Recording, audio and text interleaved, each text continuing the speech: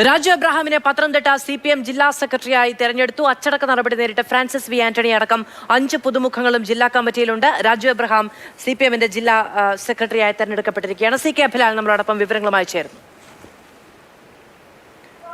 അഭിലാൽ, ഇത് പ്രതീക്ഷിച്ചിരുന്ന ഒരു കാര്യമാണോ രാജു എബ്രഹാം ജില്ലാ സെക്രട്ടറി ആകും എന്നുള്ള കാര്യം? കാരണം അവിടെ ഉദയഭാനു അദ്ദേഹത്തിന്റെ ടേം പൂർത്തിയാക്കി, CPM നിശ്ചയിച്ചിട്ടുള്ള ഒരു ടേം പൂർത്തിയാക്കുന്നു എന്നുള്ളത് കൊണ്ട് തന്നെ പുതിയ ജില്ലാ സെക്രട്ടറി വരുമെന്നുള്ളത് ഉറപ്പായിരുന്നു. പക്ഷേ രാജു ആകുമെന്നുള്ള എന്തെങ്കിലും സൂചന ഉണ്ടായിരുന്നോ?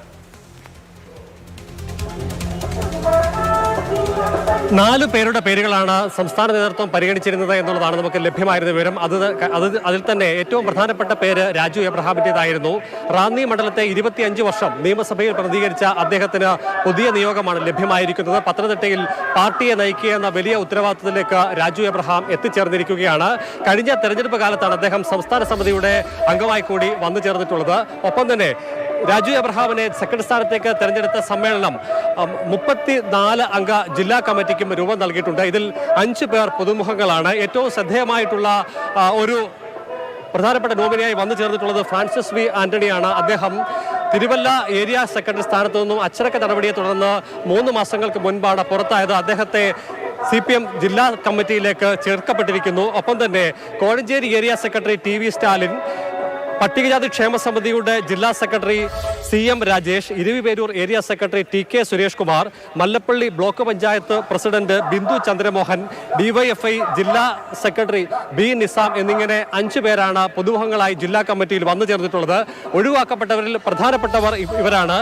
ജില്ലാ സെക്രട്ടറി ആയിരുന്ന KP Udayabhanu, advocate Peelipose Thomas, DCCയുടെ മുൻ പ്രസിഡന്റായിരുന്നു അദ്ദേഹം, മുൻ MLA ആറന്മുള മുൻ MLA ആയിട്ടുള്ള KC രാജഗോപാൽ, കൊടുമൺ ഗ്രാമപഞ്ചായത്ത് പ്രസിഡന്റ് KK ശ്രീധരൻ, നിർമ്മല ദേവി കേരള ബാങ്കിന്റെ ഡയറക്ടർ ബോർഡ് അംഗമാണ്. അതോടൊപ്പം തന്നെ ബാബു കോയിക്കലത്ത് എന്നിങ്ങനെയുള്ള ആളുകളാണ് ഒഴിവാക്കപ്പെട്ടത്.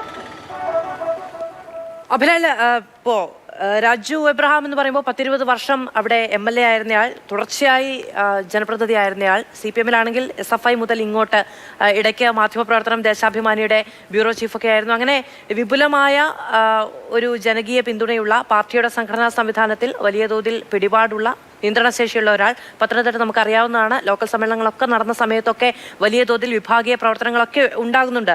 എന്താണ് രാജു എബ്രഹാമിന് മുന്നിലുള്ള ഒരു ഉത്തരവാദിത്തം? 25 വർഷം ജില്ലയിൽ മറ്റൊരു മണ്ഡലത്തിലും ആർക്കും ഇത്രത്തോളം കാലം നിയമസഭയിൽ ആ മണ്ഡലത്തെ പ്രതികരിക്കാൻ കഴിഞ്ഞില്ല സമീപകാലത്തെങ്ങും എന്നുള്ളത് തന്നെയാണ് രാജു എബ്രഹാമിന്റെ ഏറ്റവും പ്രധാനപ്പെട്ട സവിശേഷതയായി ഉയർത്തിക്കാട്ടാവുന്നത്. കഴിഞ്ഞ പാർലമെന്റ് തെരഞ്ഞെടുപ്പിൽ അദ്ദേഹം സ്ഥാനാർത്ഥിയായി വരാനുള്ള സാധ്യത കൽപ്പിക്കപ്പെട്ടിരുന്നു. പക്ഷേ അപ്രതീക്ഷിതമായിട്ടായിരുന്നു എങ്കിൽ പോലും ആലപ്പുഴയിൽ നിന്നുള്ള തോമസ് ഐസക്കിനെയാണ് പാർട്ടി ആ നിയോഗം ഏർപ്പെടുത്തിയത്.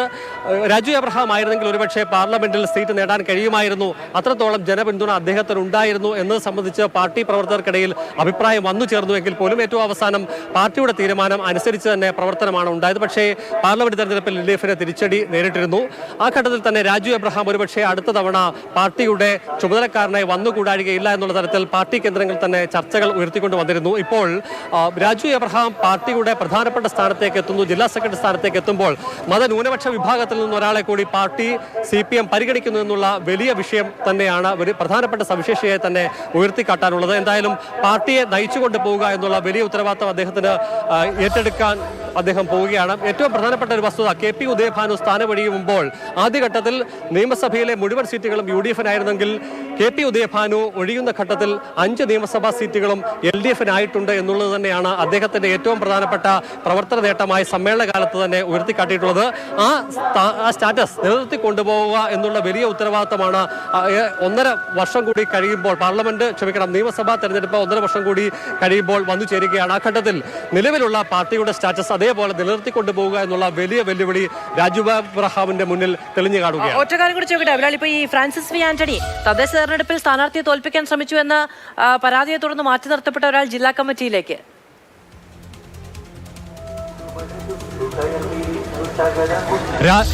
Francis V Antony Thiruvalla area secretary സ്ഥാനത്തേക്ക് ദീർഘകാലമായി പ്രവർത്തിച്ചു വരികയായിരുന്നു. അങ്ങനെ അദ്ദേഹം ജില്ലാ കമ്മിറ്റിയുടെ അംഗമായി കൂടി പ്രവർത്തിച്ചു വന്നിരുന്നു.